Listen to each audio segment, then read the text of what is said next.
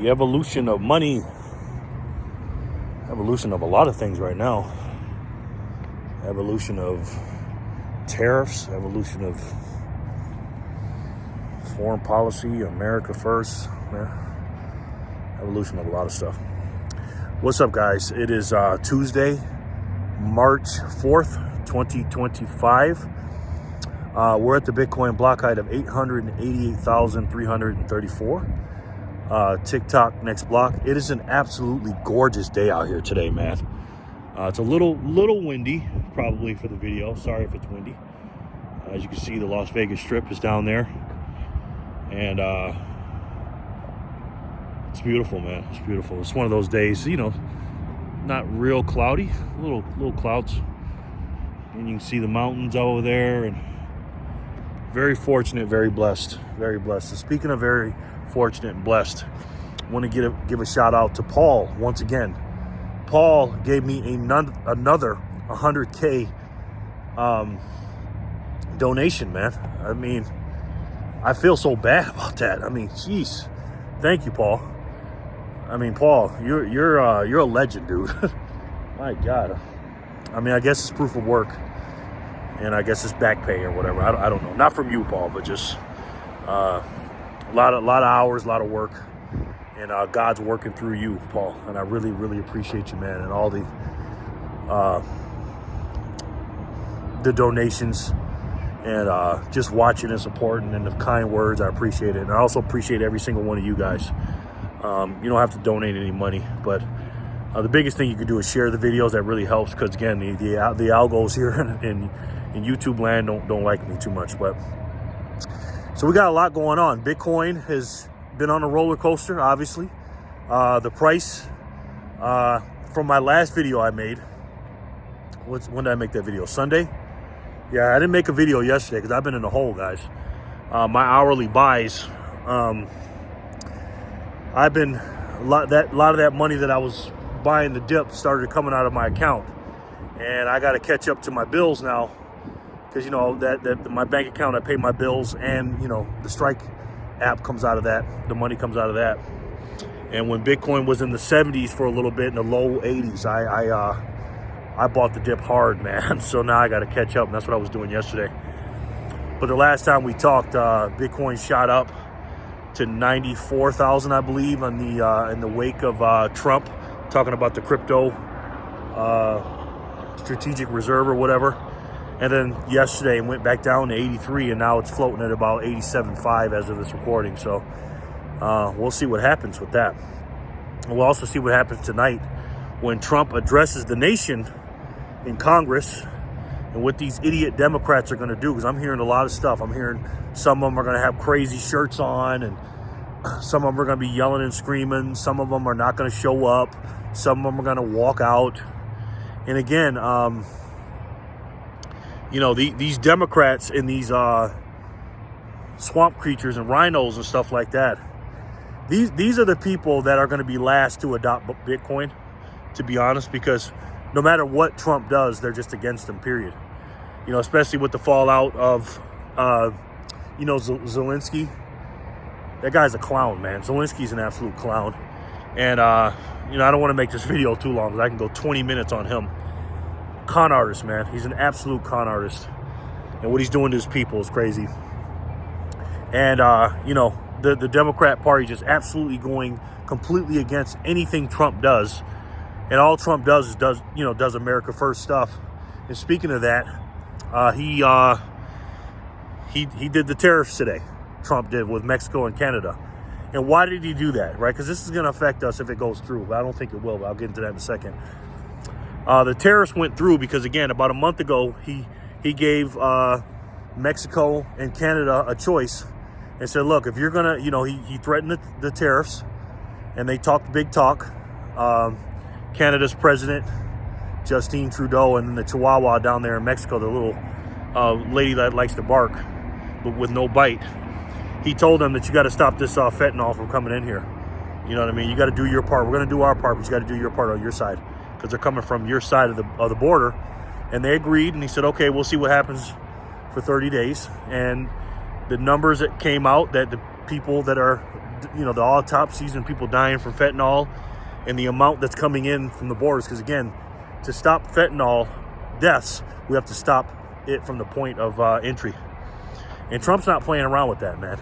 I don't know if you read The Art of the Deal, but this guy doesn't play. And you're seeing the art of the deal play out with Zelensky when he told him, because you always got to be willing to walk away. And that's what he did with Zelensky. Not only did he kick him out of the White House, but then last night he announced on, I think he announced on Truth Social, that he's not sending any military aid to Ukraine, none. And what he means by military aid, just older equipment and stuff like that they're going to send over there. But again, Zelensky doesn't have the manpower. So you've seen him do that part, willing to walk away, but he's also willing to threaten people with things, aka sanctions, tariffs, whatever. And when he said he's going to do something and you don't do your end of the bargain, he's not going to just say, oh, let's go back to the negotiating table. No. I told you if you don't do it, you're going to get these tariffs, and that's what's going to happen. And now Canada's talking tough talk. Different parliaments are saying, oh, we're going to do this and that, the different parts of red states here in America and stuff like that. Honestly, I'm not saying Trump won't go through with the tariffs, because I know he will. But this is a negotiation tactic, right? It's going to take a few months for these prices that the mainstream liberal media, the propagandists, are threatening with, that the prices of, certain things that Canada does, cars and a bunch of different stuff. But again, it's nowhere near what we give them, is going to go up. And so some things from Mexico will go up if it does happen. But again, we already have some inventory from them. They have some inventory from us. Especially cars, it's going to take a few months for that to kick in. It's a lag effect.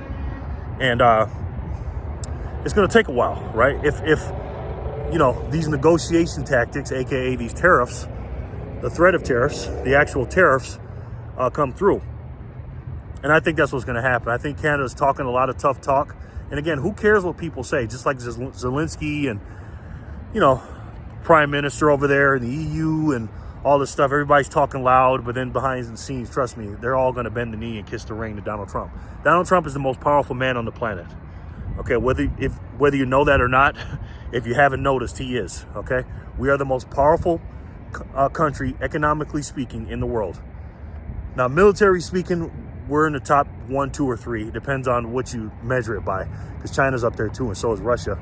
But Ukraine and Canada and Mexico and stuff like that, those guys are little boys compared to us. I'm sorry if you're from one of these countries. That's just the way it is, right? That's why Trump was saying what he was saying before that meeting on Friday with Zelensky. Called him a dictator. And, he said a lot of things about him and stuff like that because he knows he can. And people are wondering, why did he say that to Putin?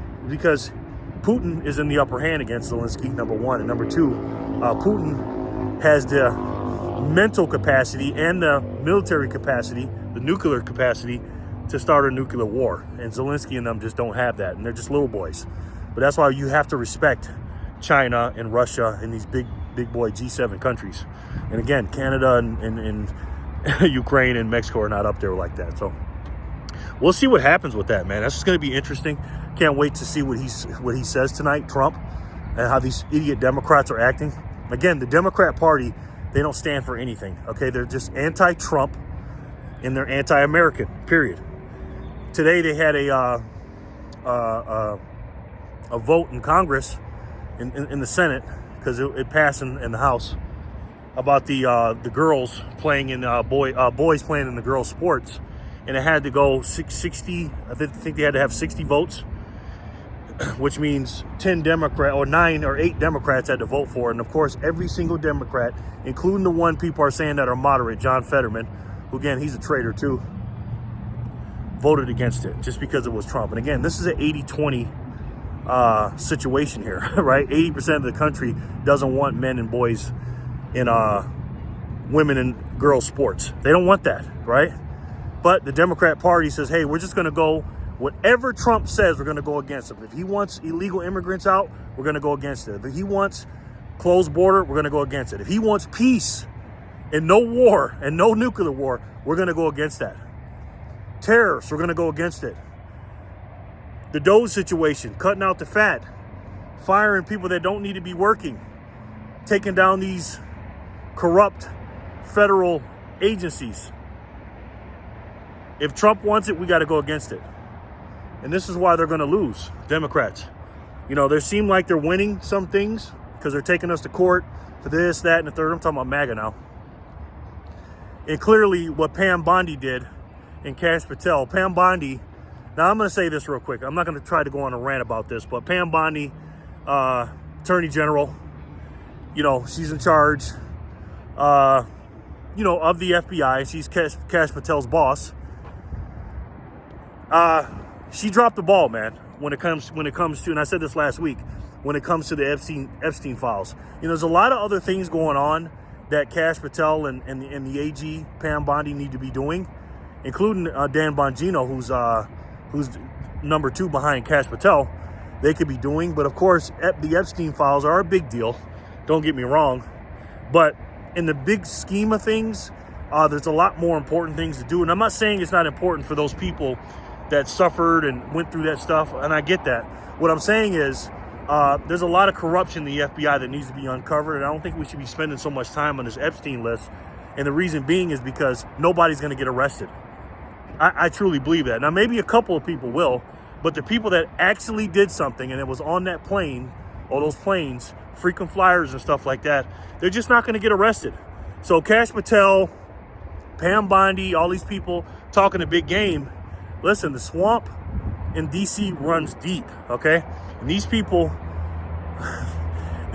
have trillions of dollars, not billions, trillions of dollars at their fingertips. So when you see people arresting people for, you know, CP, you know, child, you know what, pornography and X trafficking and all this stuff, these are what all these people do, man. They do this.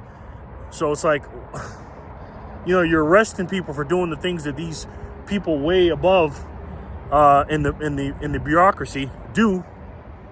And I don't think there's nothing Cash Patel or Pam Bondi can do about it. Now they're threatening, and Pam Bondi keeps going on Fox News and doing all these interviews, and she really dropped the ball, man, telling last week when she told everybody, oh, I got the Epstein file sitting on my desk. She dropped the ball on that, man. You know, she should have never said that, number one. And number two, she should have just played it off and really got deep in it and seen what's up. Because believe me, there's some people in the FBI, because again, the FBI is a corrupt 3-letter agency. It just is. Now, I'm not saying the whole thing is corrupt, but there's a lot of rotten apples in there, okay? I don't know if you guys remember what happened during Trump's presidency and, you know, with Twitter and everything else. I don't know if you saw the Twitter files, man. You know, what these 3-letter agencies do, CIA too, all of them. These are not good people, man, and these are the enemies. Sorry about the wind. So Cash Patel and Pam Bondi are going into the fire with these people. And are they going to fire some people? Sure. But these crooked FBI agents have to wonder, okay, if I get fired, is it better to get fired or to get something else if I turn my back on these people that that have been breaking these laws, excuse me. And I'm trying not to get too far into that because, you know, it's deep, man. You know, and it's a shame that we can't stop them, but it's going to take a few election cycles, man, to completely stop them if we can. I don't think we can fully drain the swamp. It's just too entrenched, man. And Trump and JD Vance and the cabinet are doing the best they can, especially RFK is doing a great job trying to figure out how to make us healthy again and stuff like that. But again, man, this web weaves deep, and these pharmaceutical companies and these and the food companies and stuff like that. Again, we don't have a healthcare system in this country. We have a sick care system. They don't want you to be healthy. They want you to be sick. They want to feed you poison so you can stay on their drugs. And there's no bigger drug dealer than the U.S. government. That's just the way it is. So if you guys are looking at the surface level, thinking that Trump and RFK Jr. and all this stuff is going to stop all this stuff, this has been going on for a long, long time. Okay, way before we were even thought about. Okay, so let me know what you guys think in the comment section below. And again, guys, we're in a crazy part of the timeline right now. In first quarter, March, of 2025. Trump is gonna, hear a lot of stuff about, the mainstream media lying about it, his tariffs and stuff like that. He has to go against a lot of stuff, man. He has to go against the bureaucrats. He has to go against the, the apparatus, the swamp, the complete and utter traitors of the Democrat Party, because that's what they are. They're traitors. They're treacherous. All of them, the mainstream media, the liberal mainstream media. He has to fight against all that, because again, we're in a war on the ground, like a World War I war, with between Ukraine and Russia, and then Israel and Hamas and all that other stuff. But we're also, the major one is the information war, and this is why I make these videos, because these propagandists, these narrative controllers are going to do anything they can to make sure the people stay in the psyop, they stay in that little bubble. And it's working, but we are slowly but surely coming together. And with Trump winning the election by a landslide, I believe he won like 2,800 counties to 500 to Kamala, 30 out of the 50 states to Kamala's 20, 312 electoral votes, all seven swing states, and then the House and the Senate. And we also have a majority lead in the Supreme Court. We're winning the battles right now, but it's a long way and we're way far away from winning the war, and that's going to take decades, guys. But I'm here for it, and I hope you guys are too. But speaking of winning a war, we have to win the war against inflation, man, and this debt. And there's only one way, long term now, decades from now, to not only defeat inflation, but to turn our money and our hard-earned energy into deflationary money. And to also pay off this debt so our great-great-grandkids aren't stuck with it. And if you haven't been paying attention, and for those of you in the back, there's only one way to do it. And here's a little hint. It's the best way to save. And for me, the only way to save. And that's Bitcoin. I love each and every one of you, and I'll talk to you soon. Peace and love, guys.